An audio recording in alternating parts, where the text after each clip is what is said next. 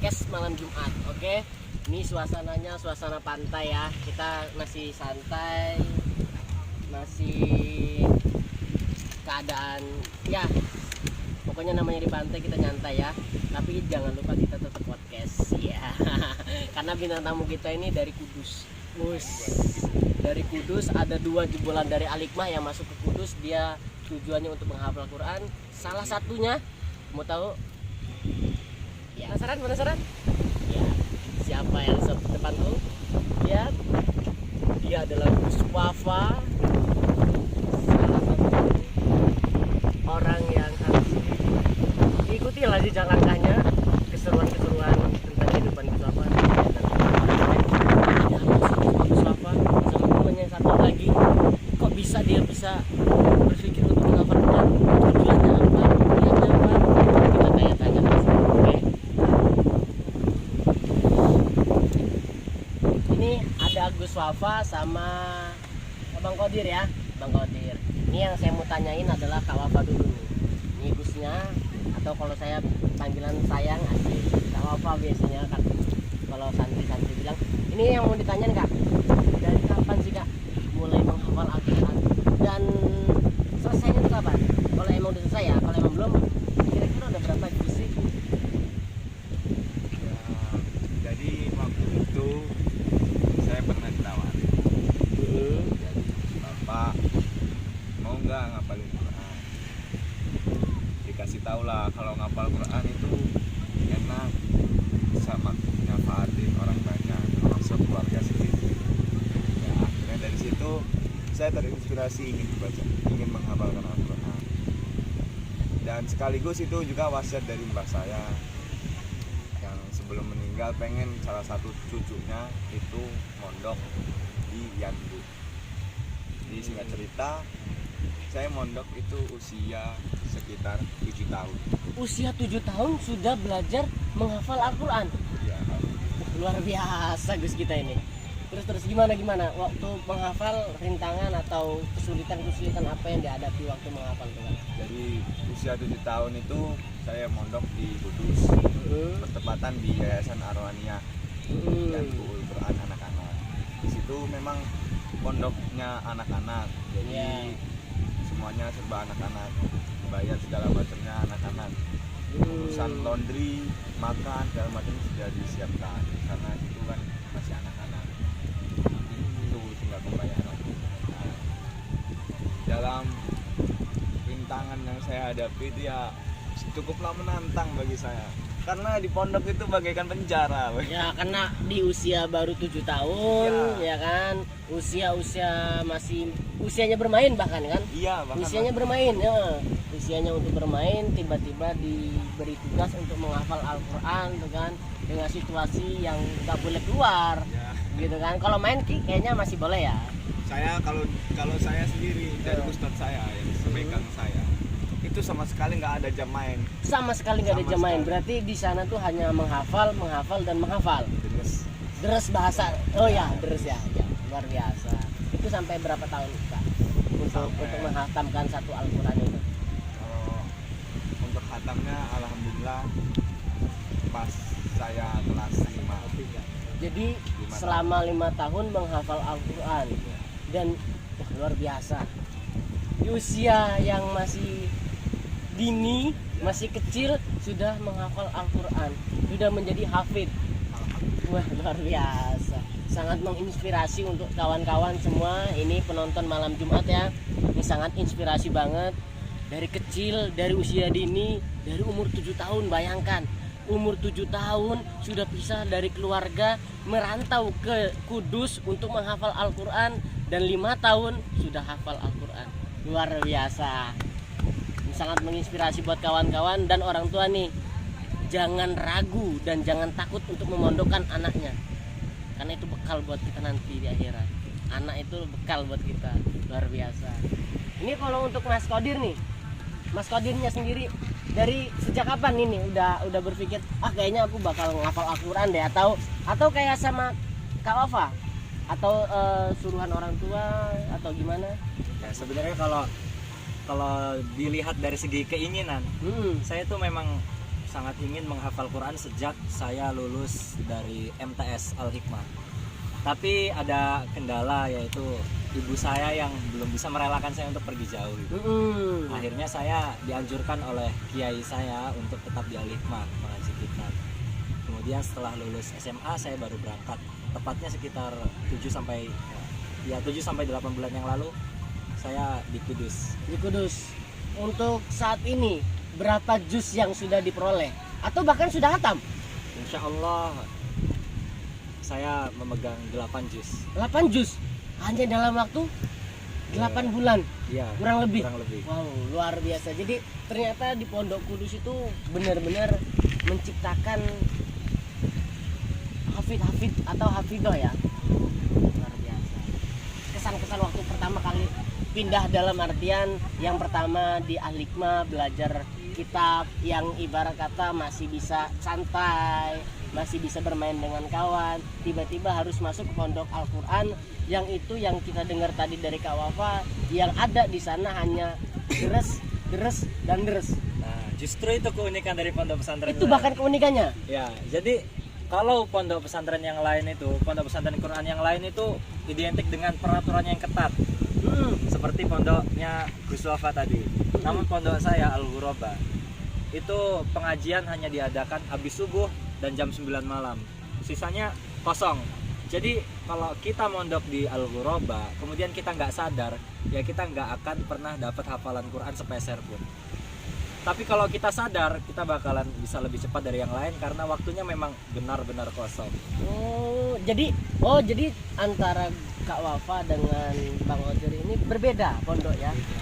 Berbeda yayasan, tapi tetap di situ untuk khusus penghafal Quran. Satu sanad bahkan. Satu sanad, cuman beda pondokan dan beda peraturan. Kayak tadi kan kalau Kak Wafanya terlalu padat ya, dalam artian mengisi hari-hari dengan deres. Kalau sampean ini malah ada waktu untuk agak longgar. Ibarat kata kalau semisal kamu mau menghafal cepat, ya kamu kejar. Kalau semisal kamu menyantai, ya udah santai kan gitu. Jadi cepat atau lambatnya menghafal Quran tergantung dari orangnya sendiri.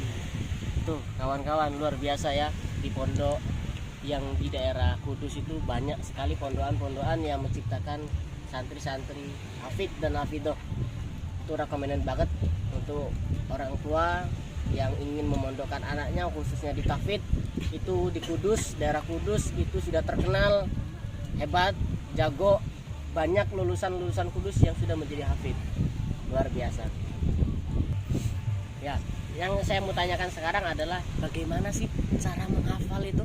Menghafal Al-Quran itu bagaimana sih? Sedangkan kita yang orang awam untuk menghafal ayat-ayat yang pendek-pendek aja masih lupa. Ya ini untuk Kak Wafa atau Abang Qadirnya yang mau menjawab silakan. Ini soalnya yang menjadi permasalahan kenapa banyak anak yang nggak mau menghafal atau dia enggan untuk menghafal gitu. Coba kasih tips atau cara-cara lah, trik and trick lah bahasa kita, untuk bagaimana menghafal yang baik dan benar dan cepat gitu. Ya, jadi kalau masalah menghafal Al-Quran itu berat, itu cuma sugesti dari otak kita sendiri. Kenapa ya? Karena memang Al-Quran itu tebal. Kalau kita bilang berat, ya memang berat. Cuma kalau dijalanin, ya sama aja kayak ngapal yang lain gitu. Jadi kalau menghafal Quran tuh yang pertama ada yang namanya menghafal, kemudian yang kedua ada yang namanya menjaga. Pertama kita ngapal itu bikin hafalan itu, kemudian menjaga itu ya deres yang tadi disampaikan oleh Gus Wafa. Oh gitu. Kalau metode saya pribadi, setiap orang kan pasti berbeda-beda ya Kak ya. Kalau saya pribadi itu sehari itu habis subuh itu 2 juz. Kemudian habis zuhur itu setengah juz, habis asar setengah juz. Ya malam itu dideres semua. Juz yang baru dihafal itu dinderes gitu. Jadi diulang-ulang Ya. itu Mbak. Oh iya. Jadi kalau masalah menghafal Al-Quran itu nambahnya sehari setidaknya 1 halaman, kemudian diulangnya ya lebih dari seminggu seharusnya. Karena memang berat, kata Rasulullah, Al-Quran itu sungguh lebih cepat lepas daripada unta yang diikat. Wah luar biasa dengan kata-kata bijaknya. Sekarang saya tanya sama Kak Wafa, gimana cara menghafal? Sedangkan yang di pikirannya, yang di otaknya waktu itu saya yakin sih masih bermain. Gimana caranya saya lepas dari sini untuk bisa bermain? Ya, tiba-tiba kok menghafal Al-Quran? Gimana cara menghafalnya dulu? Ini penasaran banget kita ini ya. Ini anak kecil yang usia 7 tahun masih piik-piik, masih emak, ya kan? ya alhamdulillah dulu itu saya mendapatkan ustadz yang benar-benar perhatian sama anak-anaknya. Jadi kami itu dididik untuk disiplin. Memang disiplin itu kuncinya adalah dipaksa. Kita bisa disiplin kalau kita memaksanya. Benar. Ya waktu itu memang kuncinya satu, jangan bosen. Jangan bosen. Kalau menghafal Al-Quran. Karena apa? Karena Al-Quran itu harus diulang-ulang, baik ketika menghafal ataupun sesudah kita hafal. Ya nggak jauh beda dari Mas Qadir, cuman mungkin cara penerapan atau pengaplikasiannya beda. Ini lama-lama saya kayaknya berpikir untuk menghafal Al-Quran deh. Kayaknya enak loh, menjadi hafid itu luar biasa loh. Soalnya kata Bang Qadirnya tadi tuh menghafal Al-Quran ternyata mudah. Hanya merubah mindset atau pemikiran kita. Kalau semisal kita mikirnya mudah, insya Allah apapun bisa dilewati gitu ya. Jadi buat kawan-kawan yuk hafal Al-Quran. Siapa tahu kan hafid dapatnya hafid tuh, kan lumayan tuh ya nggak? Kawan-kawan yuk hafal Al-Quran. Enak kata Bang Qadirnya. Katanya mudah, menjadi hafid itu luar biasa loh. Ada 5 tingkatan yang bakal kita tarik ke surga untuk anak yang penghafal Al-Quran. Luar biasa bukan? Sekarang kita tanya kesan-kesan atau motivasi lah buat kita, buat saya juga biar lebih semangat. Gimana caranya? Siapa tahu kan saya mau hafal Al-Quran, menjadi hafid. Doain ya untuk penonton-penonton semua, doain saya menjadi hafid. Amin. Nggak ada yang salah kan?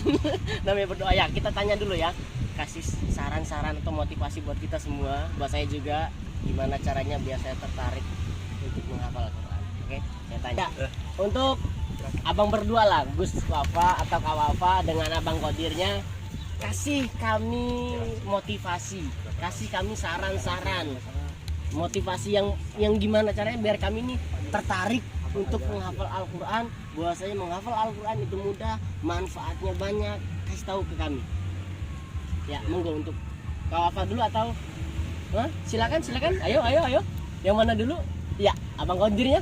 Jadi bilang mudah itu bukan berarti meremehkan Al-Quran.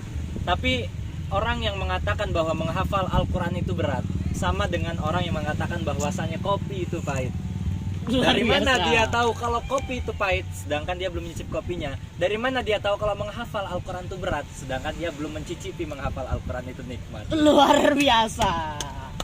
Sangat termotivasi dengan rujukan kopi hitam, jangan lupa kopi Sadil. Luar biasa ya.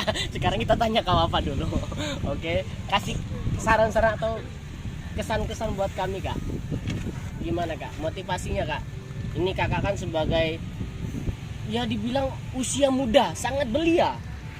Usia 7 tahun, bayang pun 7 tahun belum kenal cewek, yang dipikiran cuma main, tiba-tiba bisa menghafal Al-Quran dengan waktu yang hanya 5 tahun.